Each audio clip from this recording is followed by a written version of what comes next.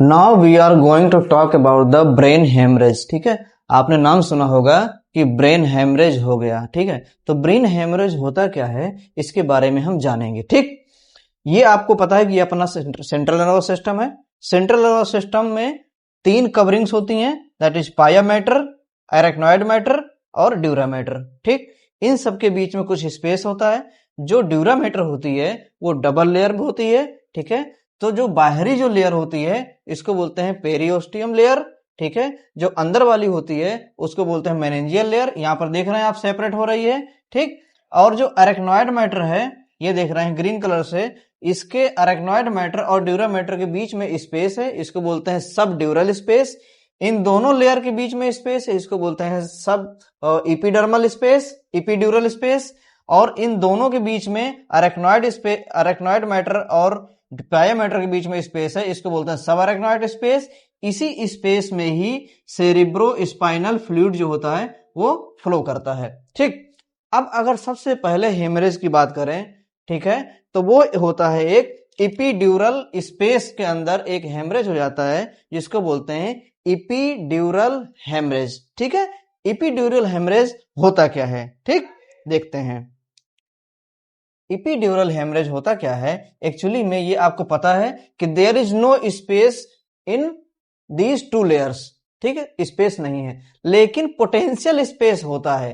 Potential space का मतलब है वहां पर स्पेस बनाया जा सकता है, या सम ऐसी सरकमस्टांसेस होते हैं, कुछ ऐसे समय होता है, कुछ ऐसे कारण होते हैं जिनसे ये बीच से क्या है सेपरेट हो जाती है और यहां पर कुछ स्पेस बन जाता है।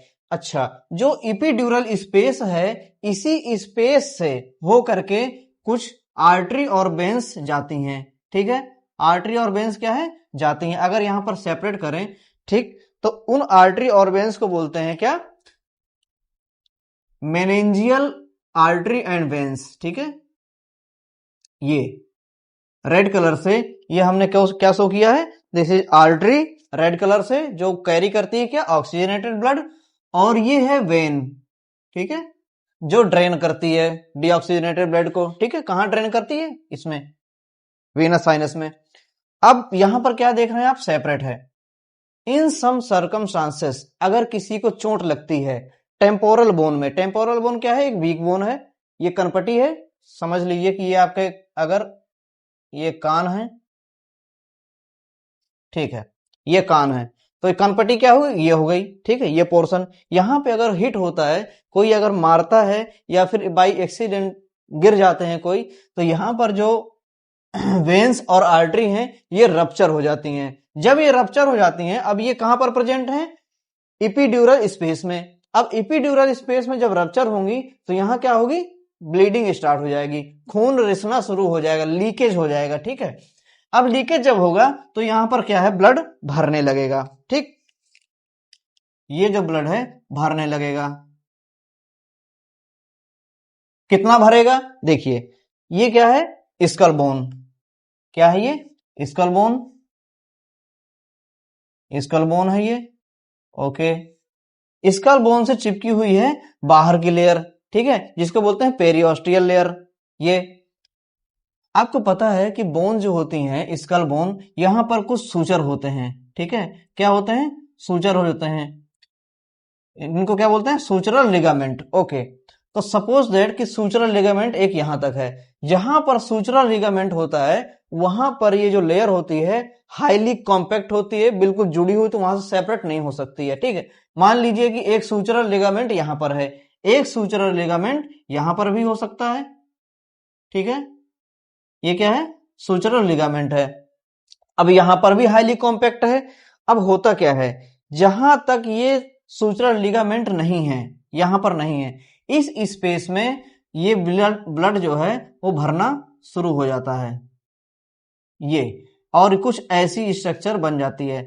जब पेशेंट आता है डॉक्टर के पास और डॉक्टर उसको सीटी स्कैन या एमआरआई के लिए बोलते हैं, तो डॉक्टर कैसे जानेंगे कि ये सब ड्यूरल स्पेस में इंजरी हुई है और वहां पर ये ब्लड क्लॉट हो रहा है या ब्लीडिंग हो रही है। ठीक है, तो ये कुछ ऐसा स्ट्रक्चर बनाता है, आप देख रहे हैं कुछ ऐसा स्ट्रक्चर बना रहा है, बाई कॉन्वेक्स स्ट्रक्चर बना रहा है, ठीक है। यहां पर क्या है, ब्लीडिंग हो जाती है तो ये बाई कॉन्वेक्स स्ट्रक्चर बनाएगा। यहां से पहचान होती है कि ये इपीड्यूरल हेमरेज है। इसको क्या बोलते हैं, इपीड्यूरल हेमरेज, ठीक।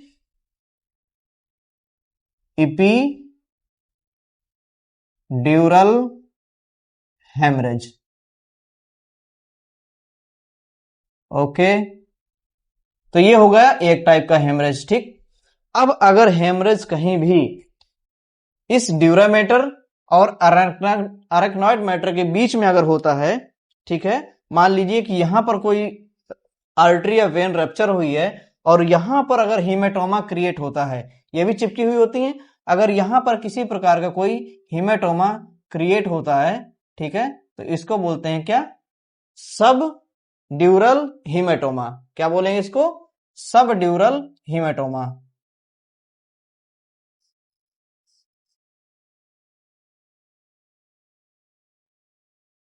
सब ड्यूरल हीमेटोमा या हीमोरेज, ठीक है। हीमोरेज, हीमेटोमा क्या है, जब ब्लड भर जाता है, इकट्ठा हो जाता है और फूल जाता है, ठीक है, बल्जिंग हो जाती है, तो उसको क्या बोलते हैं, हेमरेज, ठीक है, हीमेटोमा।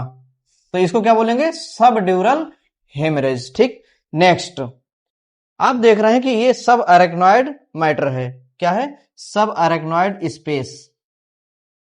सब अरेक्नॉइड स्पेस कहां पर है, ये सब अरेक्नॉइड स्पेस है जो, वो है आपका ड्यूरामेटर, यहां पर पाया मैटर और अरेक्नॉइड मैटर के बीच में। अगर कभी भी कोई हेमरेज या कोई ब्लड वेसल इसमें फट जाती है किसी भी कारण से यहां पर, तो क्या है, ब्लड जो होता है वो मिक्स होने लगता है किसमें, सेरेब्रोस्पाइनल फ्लूइड में। और जब भी कभी इस प्रकार का हेमरेज होता है तो किसी पेशेंट को अगर ऐसा हुआ तो उसको ऐसा महसूस होता है जैसे किसी ने उसके सर में बहुत जोर से डंडा मारा है, जबकि ऐसा कुछ भी नहीं होता है। और इतना क्रॉनिक पेन होता है, इतना क्रॉनिक हेडेक होता है कि वो असहनीय होता है, ठीक है। तो जो सब अरेक्नॉइड स्पेस में जब भी कभी किसी प्रकार का हेमरेज होता है, इसकी पहचान के लिए लंबर पंचर करते हैं डॉक्टर, और वहां से अगर सब अरेक्नॉइड स्पेस में जो सेरेब्रोस्पाइनल फ्लूइड है वहां पर आरबीसी प्रेजेंट है, तो इसका मतलब क्या है कि जो हेमरेज हुआ है वो सब अरेक्नॉइड स्पेस में हुआ है, इसलिए इसको बोलते हैं सब अरेक्नॉइड हेमरेज, ठीक है। ये दूसरे टाइप का हेमरेज था। ये तीसरे टाइप का हेमरेज क्या बोले इसको, सब अरेक्नॉइड हेमरेज, ओके। तो हमने अभी तक देखा इपीड्यूरल हेमरेज, सबड्यूरल हेमरेज और सब अरेक्नॉइड हेमरेज, ठीक है।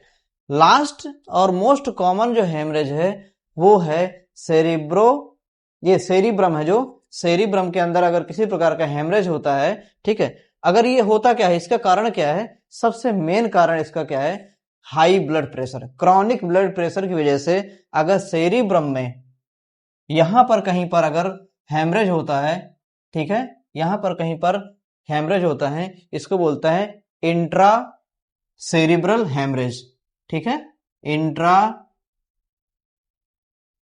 Cerebral haemorrhage.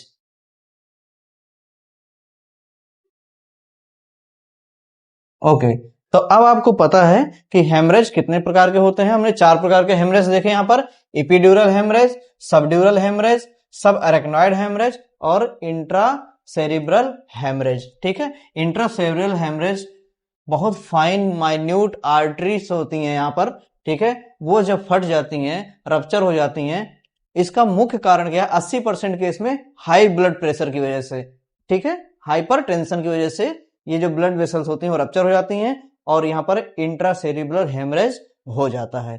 तो आज की वीडियो आपको कैसी लगी कमेंट बॉक्स में जरूर बताएं। आगे की ऐसे ही इंटरेस्टिंग वीडियो के लिए बने रहें चैनल के साथ। Thank you.